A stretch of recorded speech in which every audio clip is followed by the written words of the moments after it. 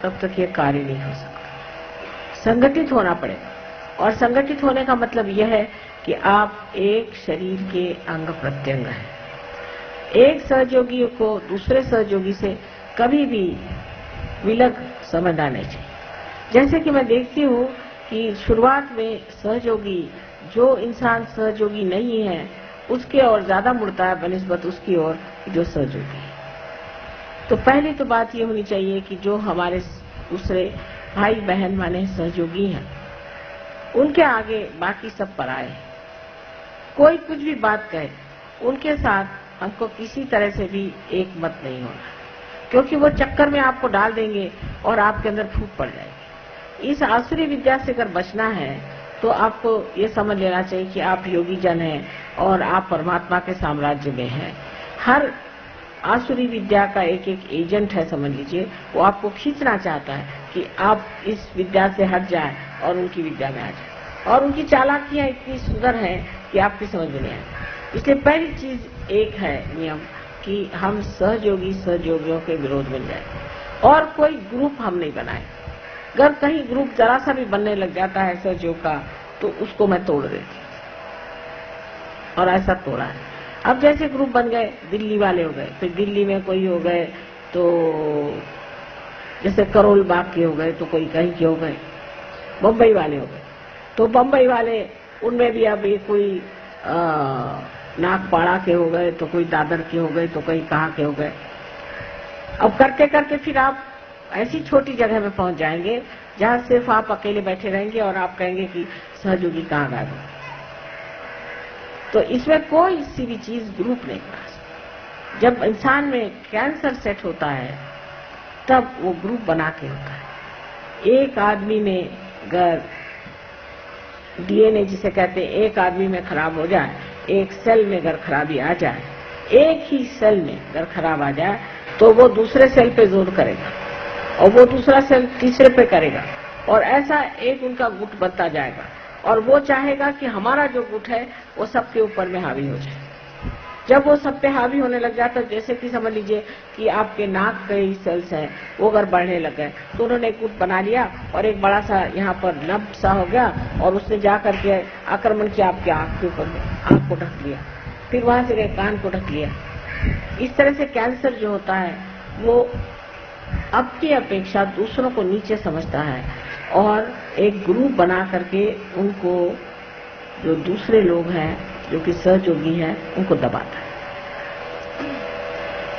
ऐसी बीमारी सहयोग में अगर फैल जाए तो उसका ठिकाना मैं खूब लगाती हूँ। चाहे मैं कहीं भी रहूँ, चाहे मैं लंदन में रहूँ, चाहे मैं अमेरिका में रहूँ, चाहे कहीं रहूँ, उसका ठिकाना अपने आप हो जाए। इसलिए किसी को भी कोई ग्रुपबाजी नहीं करनी चाहिए। किसी को भी ये नहीं सोचना चाहिए कि हम एक ग्रुप के हैं। अगर 10 आदमी एक साथ रहते हैं और बार बार एक ही साथ 10 आदमी रहते हैं तो समझ लेना चाहिए कि ग्रुप बन रहा है। सहयोगियों को कभी भी एक साथ 10 आदमी हर समय नहीं रहना चाहिए। जब आज इनके साथ बैठे तो कल उनके साथ, कल उनके साथ तो उनके साथ। जैसे कि हमारे अंदर जो रक्त के छोटे छोटे पेशियां हैं जिनको हम सेल्स कहते हैं, वो अगर समझ लीजिए एक जगह बैठ गए और 10 सेल ने सोचा कि हम यहीं बैठ जाएं तो उस आदमी की मृत्यु हो जाए, सहयोग की मृत्यु हो जाए। इसलिए हम 10 आदमी एक साथ, क्योंकि हम एक ग्रुप के हैं, ये एक ग्रुप के हैं, वो एक ग्रुप के हैं। रक्ताभिसरण जिसे कहते हैं कि ब्लड का जो सर्कुलेशन है वो हमारे अंदर ऐसे खुलेआम से होना चाहिए। तो कोई सा भी ग्रुप नहीं बनना चाहिए। जहां ग्रुप आपने देखा बन रहा है उस ग्रुप को छोड़ के दूसरे ग्रुप पे चले, उस ग्रुप को तोड़िए, उससे कहना चलो इस ग्रुप के साथ आ जाओ, फिर वो उसके साथ आ जाए। इस तरह से जब तक आप नहीं करेंगे तब तक आपकी कलेक्टिविटी में नेगेटिविटी बनती जाएगी। जैसे कि मैं कहती हूँ कि आपने अगर मथन करके और मक्खन निकाला, मक्खन के कण चारों तरफ है, उसमें एक बड़ा सा मक्खन का ढेला डालना पड़ता है, फिर उसके आसपास सारे जो हैं कण उसको जुटते जाते हैं। पर 4, 5, 6 कण मिलकर के अलग से अगर बैठ जाए तो जिसने मथा है वो कहता है जाने दीजिए, बेकारी है, तो मक्खन बेकारी है, छोड़ दीजिए, जो बड़ा है उसको उठा लीजिए। तो सबको मिल मिल करके एक बड़ा सा मक्खन का जैसा स्वरूप है, इसी तरह से आपको भी एक बड़ा सा ग्रुप बनना चाहिए। करते करते फिर एक बड़े सागर में विलीन हो जाना चाहिए। तो एक बूंद को अगर आपको सागर में विलीन करना है तो आप 4-5 बूंद बना के सिर्फ बबूले बनाइएगा। जो भी इस तरह से कार्य करता है बबूला बना लेता है, और वो बबूले आप जानते हैं कि 2 मिनट के लिए आते हैं और नष्ट हो जाते हैं, अपने आप ही प्रकृति से ही होते हैं, उसको कोई करने की जरूरत नहीं। इसलिए कोई सा भी ग्रुप आपको बनाना नहीं है।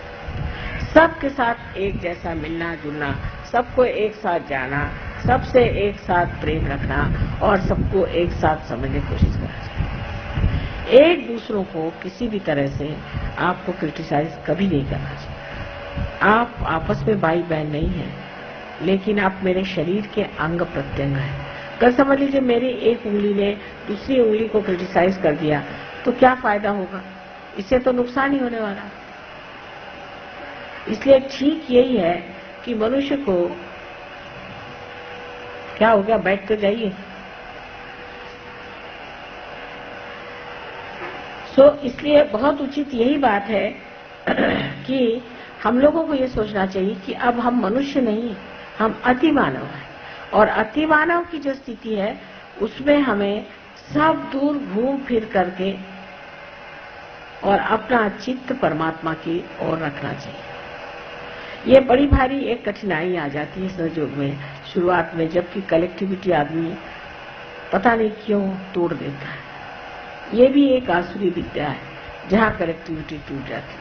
अब जैसे हम कहें कि बंबई में ये काम कम है, पर दिल्ली में अब भी नहीं, और कलकत्ते का मुझे अभी मालूम नहीं हाल, लेकिन मैं यही कहूंगी कि ये बीमारियां फैलने मत दीजिए। आप लोग सब मेरे